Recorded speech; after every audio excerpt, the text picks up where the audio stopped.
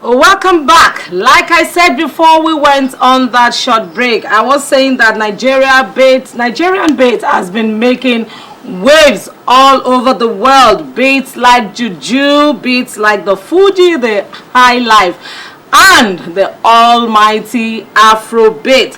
The Afrobeat is one of the authentic Nigerian sound, and it has grown to be a globally accepted sound. It was made popular by the late legend Fela Anikulapo Kuti in the late 70s, even through the 80s. Fela's songs had being sampled all over with international artists even before he died. Today we have in the studio with us a multi-instrumentalist, a songwriter that I'm not going to let the cat out of the bag yet, but then I want you to watch his profile frame.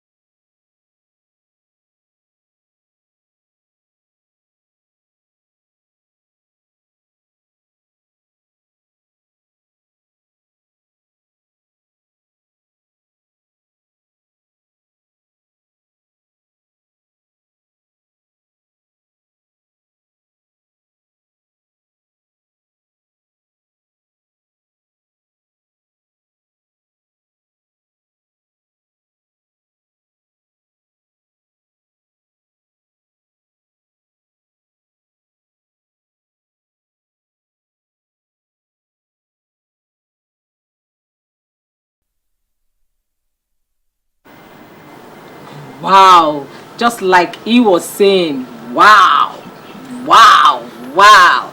In the studio we have, like I said, multi-instrumentalist, a songwriter, in the person of Olaitan Adeniji, and I must say he is also called Heavywind, and I'm looking for what is heavy. Okay, what I saw in that picture was heavy and wind. Right. Good morning. Good morning. Good morning, Nigeria. Good morning. Man, I've been having fun since I got into the studio here. Honestly, I've been laughing since. It's hard to, it's not to laugh. You were just watching that and you were like, wow. I'm telling you, that I couldn't believe that was me. I think, we should start from there. Please, what is heavy in this way? I wonder. Well, I play the saxophone. Okay. So a few friends back in about a couple of decades ago, they came up with the name Heavywind because of the way I play the saxophone. So to them, so that just kind of caught up. And then there you have it. Everybody started going heavy. The relationship within the saxophone and the heavy and the wind. Because saxophone is a wind instrument. Okay. So they assume that I play heavily on it. So wow. I guess that's where it all. And you didn't come with your saxophone this morning. That's what with some of the saxophone is sleeping. That's nice. That's nice. All right, that's nice. Tired. No doubt that African music has gone, far and near throughout the world. Well accepted as we see today. Now you as a person, we also know that you are deeply, the fact that you have been out there now for over 2 decades, doing your thing in jazz, Afro, pop and all of that. We know that you are deeply rooted here. You are Omo Ibadan proper. We know that very well. It's my townsman. We know that very well. But you've been out there now for over 2 decades. Right. Back then, African music, and now the transition. How has been the acceptance? Or what was it like? I think the acceptance for African music has always been there, but it's a different dimension now. And I'll just go straight to the example that I have, which will be Fela. Okay. Because what he has created had been an original African sound, which is the Afrobeat. And I'm using him as an example. So you have his music presently, which wasn't like before, just what you said. A lot of people are sampling his music because they want some Africanness in what they're doing. So if you go to most of these young boys now in pop music, everybody wants to identify with African music, want to identify with Afrobeat. So you have a very wider scope of African music out there now, that is more acceptable to the world in general. Okay. That's nice. That's nice. I'm not equally surprised that we're having it. I mean, the Burna Boy of this world, yes, the Whiskey, who have put us on Grammys award list. They all have this Afro thing in their stuff. But let's take it a bit wider. I mean, recently I came across, or I stumbled upon something on social media. It was this one white lady like that who was vibing to Kwamwon's song Adeori Okin. I'm sure you must have seen that. She said something quite interesting. All Kwamwon was singing there, she didn't understand. But once he gets to Adeori Okin, you see how Adeori Okin, so that tells me there's something about African music. So I mean, you have been out there for a while. What is it about African music that is almost irresistible to people out there? I think a lot of us Africans, we have little or no clue how strong our music is. Our music has always affected other music across the world for so many years, but we tend to, we're just waking up to the realization that, but it's always been there. That lady you said, it's just like you, all of us here, we sing Oyinbo songs all day long. Some of us that understand India said we sing Indian songs. So when we hear Oyinbo sing our songs, it should not be a big deal. It really shouldn't. Because, music has no language, if you know what I mean. It's right. You listen and then you like it. You don't have to understand what they're saying, just like this lady you mentioned. There's so many songs I sing, trust me. And they're South American songs. I love salsa. I have no clue what they're saying, but I will sing along with them also, so I can identify with her. It's very good now that the reverse is the case. I know that when I was growing up, we listened more to likes of Bob. The foreign musicians, those were the things in our head then. As kids, we grew up, singing those songs. But now the reverse is the case. You find them singing more of our songs. But talking about performing and performances, we're going to see one of his own performance. And just stay tuned and watch this. Enjoy it.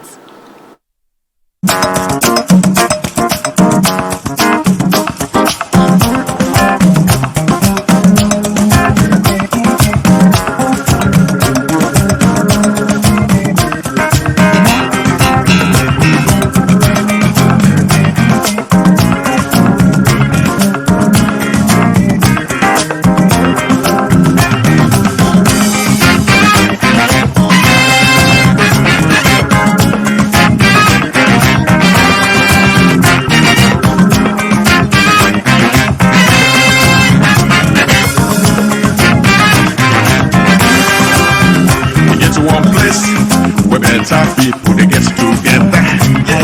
Original people, authentic people. We get to one place where better people they go ho ho ho ho ho. Original people, authentic people. with them they use all of them common sense. Original people, authentic people.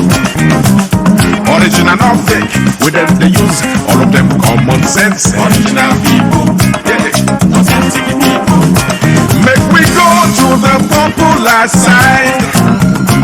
Now that side better people they go. Follow me, make we go to the popular side. Originality, naivety, then reality. Follow me, make we go to the popular side. Originality, naivety, then reality. Make we go to the popular side. Now that side better people they go. Follow me, make we go to the popular side. Originality, naivety, then reality. Follow me, make we go to the popular side. Originality, naivety, then reality.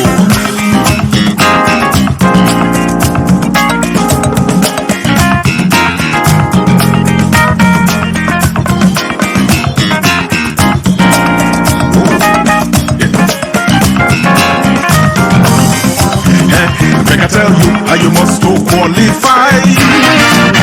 You don't need nothing but just common sense. Not be clothes you wear or the shoe you wear. Not be where you live or the house you get. Not be where you walk or motor you they drive. Not be school you go or who your papa be. Not be who you know, but you must all know yourself. Not be how you talk, but when you they talk. Well, my friend, Oh my God. I was saying that this is just like I was listening to Fela. Live and direct. Live and direct. There's the song Popular Side. Yes, Popular Side. Tell us about this song.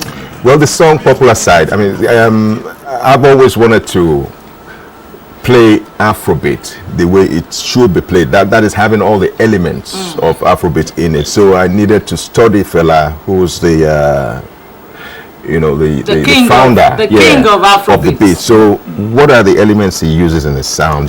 Percussion. Since I play most of these things, it was easier for me to put this together, and I had to listen to him non-stop. Anytime I go to work and come back, I would listen to him for close to about 2 years before I even started the song, so I could have a feel of the Talking about you playing some of the instruments now. Tell us, how many instruments do you play? I could, off of my head, I know it's more than 15. 15. Did you say It's more than 15 musical instruments. that you play? Yes. I started playing since I was 5 or 6. So I started percussion, from shekere to this one, to gong to congas. Then, of course, I graduated to guitar, and then keyboards, and then, I play a bit of trumpet, and then I moved to trombone, and then saxophone. I said, let me just calm down, bye-bye. Just calm down on this one So and of settle all down. the beats, why Afrobeat? Did Fela have something to do with it? Oh, absolutely, because I've always looked at Fela as a mentor since I was a kid.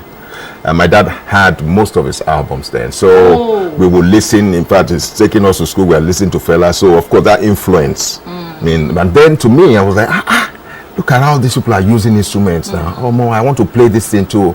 So the fascination for musical instruments have been there since I was a kid, like 3 or 4. So anytime I see bands, I'll be there just watching until maybe you come on, Chrome. That kind of thing. Nobody wanted it, the children to be or something. So, but I just kept on it, that man, I need to learn this, I need to learn this, I need to learn this. And then, it was like a personal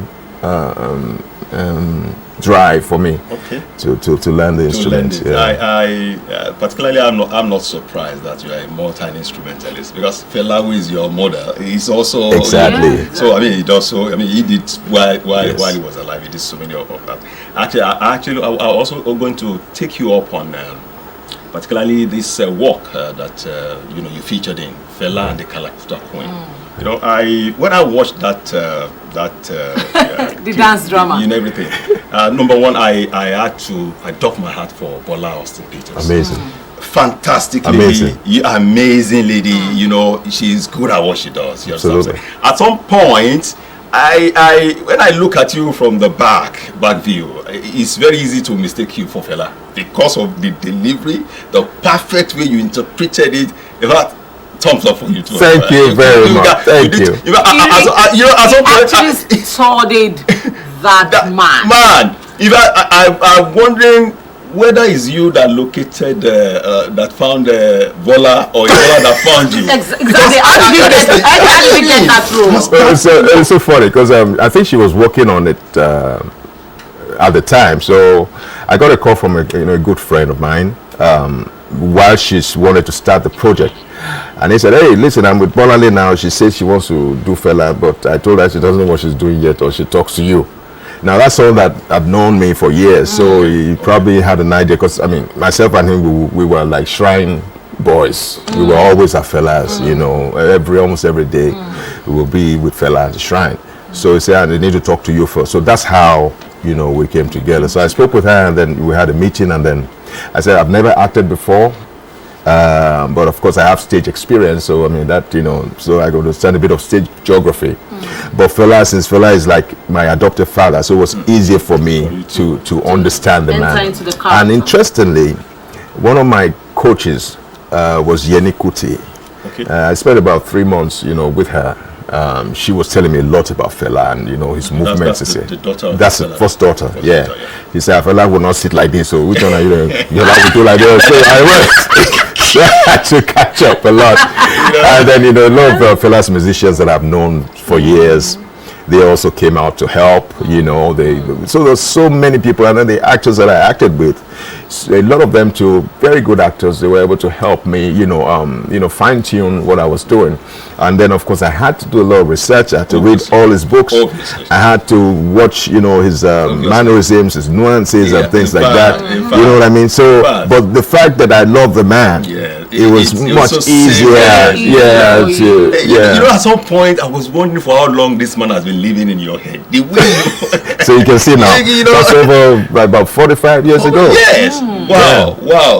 Beautiful. Beautiful. Now, just a minute, YK. Beautiful. You just talked about you now being acting now. You would never been an actor, but the way you deliver this. Yeah. Now, Adeniji as an actor, Adeniji as a musician, especially with the way you delivered that Fela's characterization and the interpretation of that role. For you, which comes first now?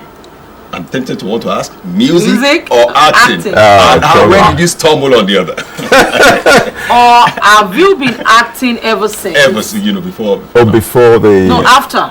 Okay. After I got I got a couple of offers, but I'm very, very picky, even with my music. So I just wouldn't go for. I would have to be very comfortable with whatever role that will come, because the minute I was doing that, I actually went back to Florida. I did some classes in acting because I need to understand what I was doing, so I wouldn't be just doing it. So that totally helped me and transformed me, because after I went to the classes was when we went to South Africa. Okay. So we had 3 weeks in South Africa performing Fela, and I knew that my acting had changed, totally changed, because of the new ideas that I got from the classes. So that totally helped me to even, I believe, perform a little bit better than we were doing before. So in itself, the Fela thing now is on big screen, because that's how South Africans love Fela. They totally love Fela. They totally love the man. In fact, because we are so used to him, she will not be Fela. Exactly.